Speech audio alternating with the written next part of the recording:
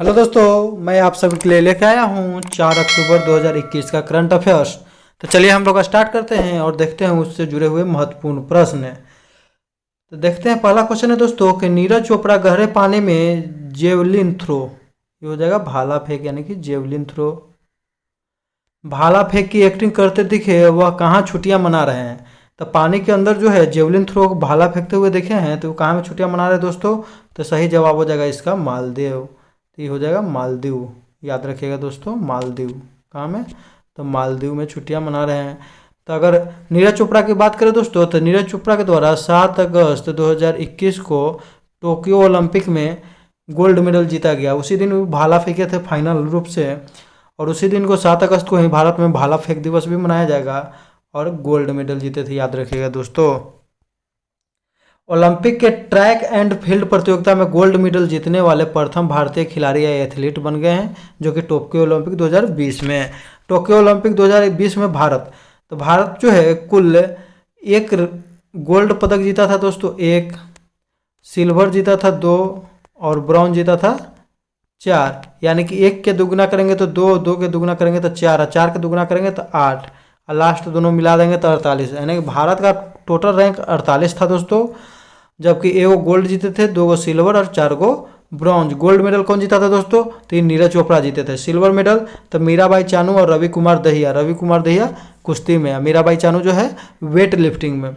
और bronze medal की बात करें तो भारतीय हॉकी टीम 41 साल बाद जीती थी ब्रॉन्ज मेडल, याद रखिएगा। कोई भी मेडल भारतीय हॉकी टीम ओलंपिक में 41 साल बाद जीती है।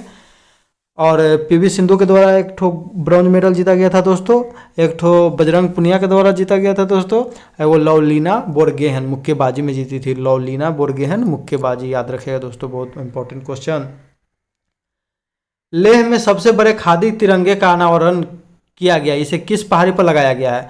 तो इसका सही जवाब हो जाएगा दोस्तों जसकार। कौन पहाड़ी, तो जसकार पहाड़ी पर लगाया है, जो कि खादी से बना हुआ है दोस्तों, याद रखिएगा, खादी से, जो कि विश्व का सबसे बड़ा तिरंगा है भारत का। तो गांधी जयंती पर लेह में दुनिया के सबसे बड़े तिरंगा का अनावरण किया गया। यह तिरंगा खादी का है और इसे हाथ से बनाया गया है। यह 225 फीट लंबा, 125 फीट चौड़ा और 1400 किलो वजनी है।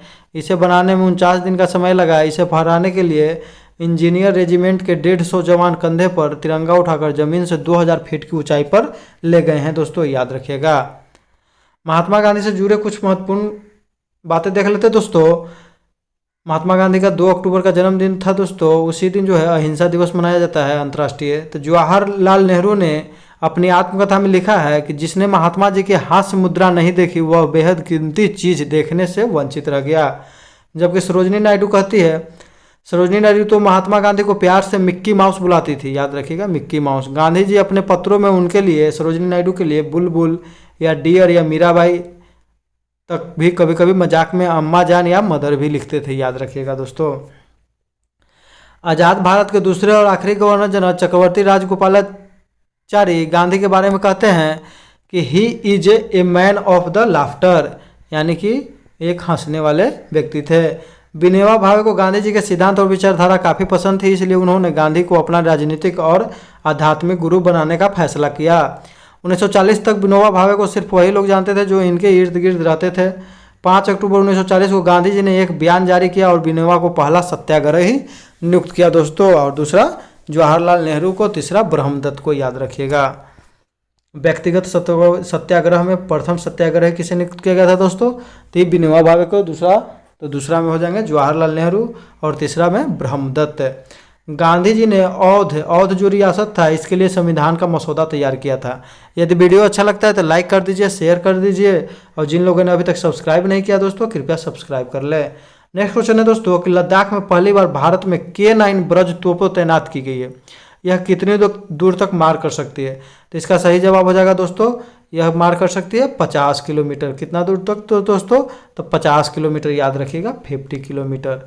यह जो है चीन से सटे लद्दाख में लगाया गया है दोस्तों। चीन से सटी सीमा संभावित खतरे को देखते हुए भारत ने सैनिकों की तैनाती बढ़ा दी है। पहली बार लद्दाख से सटी सीमा पर भारत ने K9 ब्रज तोपें तैनात की। यह सेल्फ प्रोपेल्ड हावित्जर तोपें 50 किलोमीटर दूर तक मार करने में सक्षम है।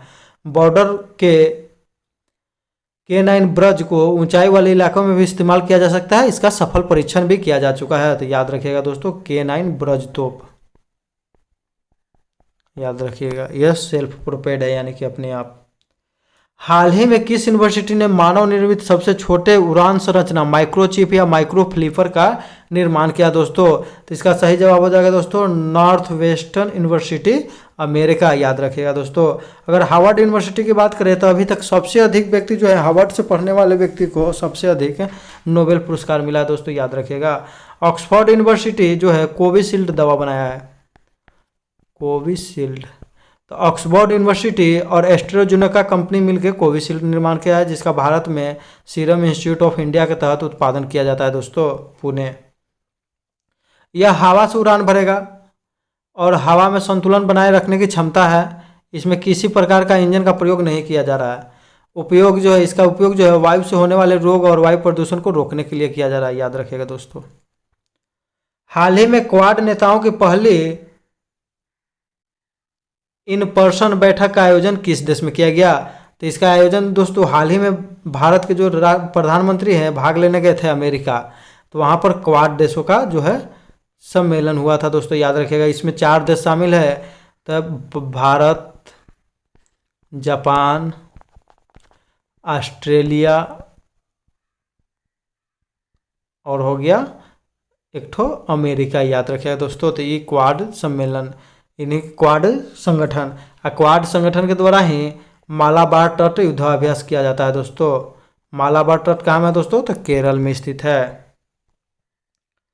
सितंबर 2021 में प्रधानमंत्री नरेंद्र मोदी ने कितने केंद्र शासित प्रदेशों में आयुष्मान भारत डिजिटल मिशन की पायलट चरण के तौर पर शुरू किया है?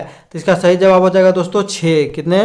तो 6 केंद्र शासित प्रदेशों में आयुष्मान भारत डिजिटल मिशन, यानी कि आयुष्मान भारत जो मिशन है उसका डिजिटली रूप से शुरू किया है। आयुष्मान भारत की बात करें दोस्तों तो इसका जो है 25 सितंबर 2018 ईस्वी को रांची झारखंड से शुरू किया गया था। इसमें प्रत्येक फैमिली को 5 लाख रुपया का बीमा कवर दिया जाता है दोस्तों 1 साल में। Ayushman Bharat digital mission card Lakshadweep, Ladakh, Puducherry, Andaman Nicobar, Dadra Nagar Haveli एवं दमन दीव और चंडीगढ़, इन 6 केंद्र शासित प्रदेशों में जारी किया गया है। हाल ही में विदेश व्यापार नीति 2015 से 20 का कब तक विस्तार किया गया?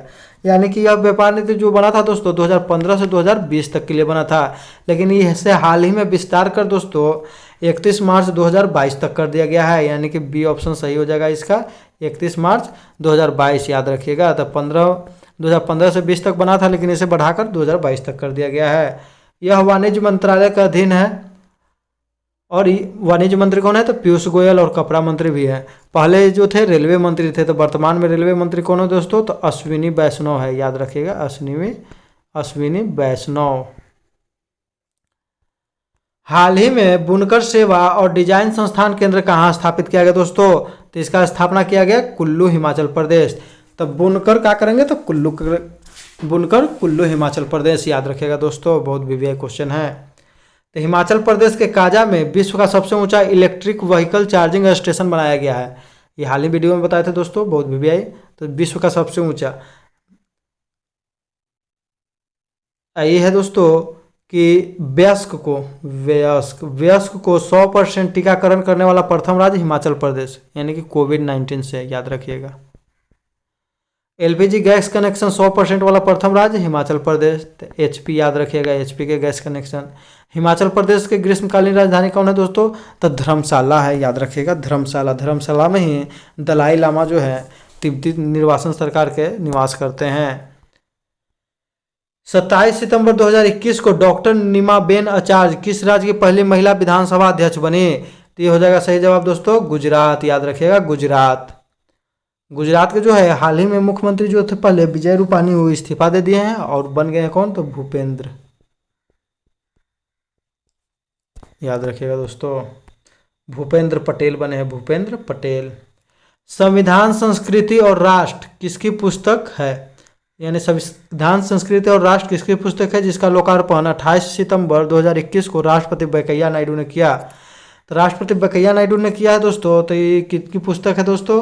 तो याद रखिएगा इनका पुस्तक का नाम है दोस्तों, तो ये है कलराज कलराज मिश्र जो है दोस्तों राजस्थान के भी राज्यपाल हैं, याद रखिएगा, राजस्थान के राज्यपाल हैं। सितंबर 2021 को देश की पहली गैर जीएम हर्बिसाइड टोरेंट चावल की किस्म लॉन्च की गई। इसे किसने विकसित किया दोस्तों? तो इसको विकसित किया है दोस्तों तो भारतीय कृषि अनुसंधान संस्थान ने विकसित किया दोस्तों, याद रखिएगा, भारतीय कृषि अनुसंधान संस्थान। तो यहाँ पर देखिएगा भारतीय कृषि अनुसंधान संस्थान यानी कि IARI यानी कि इंडियन एग्रीकल्चर रिसर्च इंस्टीट्यूट, इसका नामकरण किया गया है दोस्तों। तो पूसा बासमती 1979 और 1985 दोनों किस्में हार्बिसाइड टोरेंटम चावल के किस्में हैं। गोल्डन चावल में विटामिन ए पाया जाता है दोस्तों, याद रखिएगा, गोल्डन चावल जो है, गोल्डन राइस, उसमें विटामिन ए। पॉलिश चावल में, जिस चावल को पॉलिश किया जाता है उसमें विटामिन B1 की कमी हो जाती है। चावल को बार बार धोने से विटामिन B6 नष्ट हो जाता है। गोल्डन चावल को मंजूरी देने वाला विश्व का प्रथम देश फिलीपींस है दोस्तों, याद रखिएगा, गोल्डन चावल को मंजूरी देने वाला विश्व का प्रथम देश फिलीपींस है। स्वच्छता सर्वेक्षण क्वालिटी काउंसिलिंग ऑफ इंडिया के द्वारा जारी किया जाता है। तो स्वच्छता सर्वेक्षण जो होता है दोस्तों उसे किसने जारी करता है? तो क्वालिटी काउंसिल ऑफ इंडिया, याद रखिएगा दोस्तों, बहुत VVI। भारत का सबसे छोटा शहर इंदौर है।